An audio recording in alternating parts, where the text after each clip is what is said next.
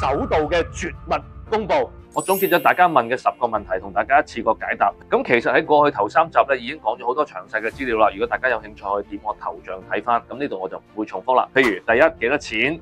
咁呢度我片尾先講啊，賣個關子。第二幾時賣？咁今年7月會賣嘅。首批咧會賣第3座先。咁首批會唔會平啲咧？聽講係頭50間咧係會有多個折扣。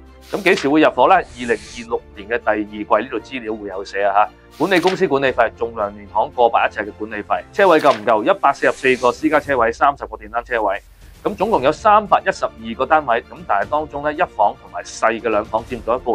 咁所以咧，如果計大兩房或者3房以上咧係夠嘅，別墅有自己嘅花園泊到車嘅。回數添乜？之前咧就大概口述咗幾個，咁今次有幅圖詳細已經齊晒啦。咁大家見到有恒溫泳池，有足球場，有健身室，有燒烤，有瑜伽，室內外嘅健身區，有兒童遊樂場，有影音房、桌球、乒乓波室、鋼琴室、麻雀房，有一啲商務區域，咁亦都有咖啡室、商務辦公室，有男女桑拿等等啦。嗱，咁大家可以睇下幅圖，咁咧大家見到個恒溫泳池相當靚啦。咁另外一啲公共空間嘅位置，呢個咧都係相當用心，用料相當唔錯啊，喺個會所度。咁裝修係咪同之前睇嘅示範單位一樣？答案係嘅。咁俾個明細大家睇下，之前都係大概望一望。咁今次咧我哋有具體嘅一啲流輸嘅數據，一啲設備啊、廚房啊、浴室啦，咁全部基本上都寫晒啦。或者一啲建築嘅用料材料說明呢度都好清楚啦。咁最後都講翻價錢啦。咁上一集咧俾大家估過啦。100萬首期，咁好多人問係咪一房即係300零萬啦？兩房兩次嗰啲150萬首期係咪即係400零500零萬啦？咁或者係800幾尺嗰啲，我哋講緊200頭萬首期，係咪600零700零萬啦？或4房嗰啲1000尺嘅，講緊我哋話200中首期，咁係咪大概900萬或者可能800零萬有交易啊？咁我估大概咧，大家都估得差唔多嘅。咁今次咧就俾大家睇一睇，上次係冇睇過嘅細兩房。咁呢一間咧，可能300零萬嘅兩房咧，就仲加抵啦。咁我哋先入咗屋睇睇先。嗱，咁呢個咧都係入門口咧，我哋會見到咧，左手邊係廚房，右手邊咧係洗手間同埋鞋櫃啦。咁入到屋咧，客飯廳都係有露台㗎。咁一邊係細房 ，OK， 咁細路仔房又好，或者係書房又好啦。咁另外一個咧就係屬於主人房，咁呢一個係只係得一個廁所嘅啫。咁但係咧466尺，咁咧係一樣係做到衣櫃或者做到梳妝台，咁有大床。咁望一望成績，咁睇得到咧，佢嘅建築面積係466尺嘅，咁實用率係76.64%。咁另外有15% 咧係贈送面積。咁 total 嘅話咧係等於79.62，咁可使用面積咧相當於484尺啦，係超高實用嘅一個戶型單位嚟㗎。好啦，咁望下呢個單位嘅景觀，嗱，咁個景觀咧就係向南，咁望氹仔居多啦，大家可以望到啦。咁前邊就見到觀光塔，咁都暫時嚟講都係相當開揚嘅。好啦，咁呢一間咧就係300零萬，你可以買到天璽湖嘅兩房。咁咧之前我有講過咧，就係之前嘅一房係300零萬，可以租到1萬蚊，咁個回報率咧係有3厘幾嘅。咁而家我哋銀行借貸咧係2厘頭，咁即係話有差唔多1% 嘅息差嘅。OK， 咁呢個係300尾左右咧，咁我估計咧可能唔止租1萬啦，一房都租1萬，呢個可能係可以租到13000、4蚊啦。分分鐘可能我都保守咗添，因為佢係包精裝修嘅。OK， 咁我自己有個公園大道。12樓 C 咧係開放式租緊9500蚊嘅喺新口岸。有朋友問1000尺嘅4房唔夠住，但係4000尺嘅別墅亦都上唔到，有冇中間2000尺左右㗎？咁答案係有嘅。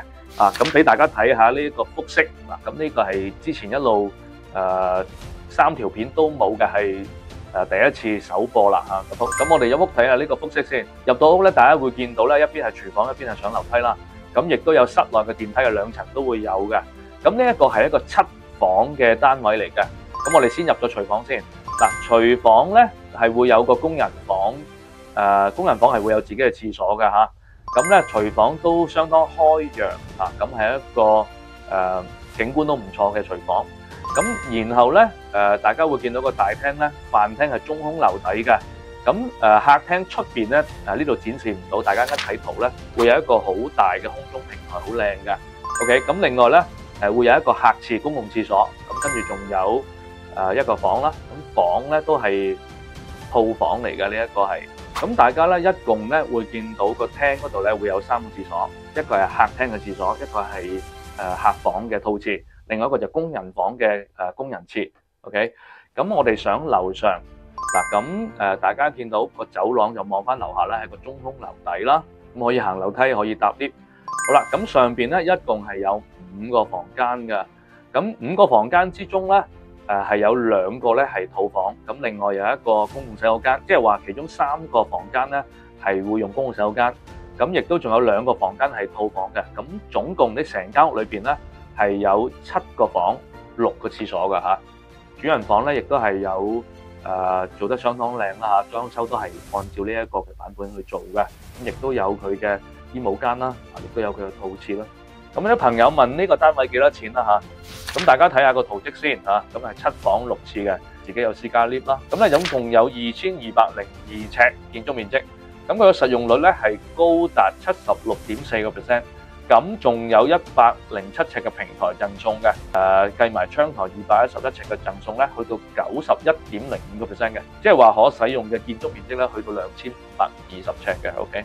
呢個係個特色單位，咁至於幾多錢咧，暫時我未掌握得到，咁歡迎大家可以私聊或者喺評論區大家留言討論下。好啦，或者睇下呢個單位嘅景觀。OK， 咁我哋睇翻個航拍360啦。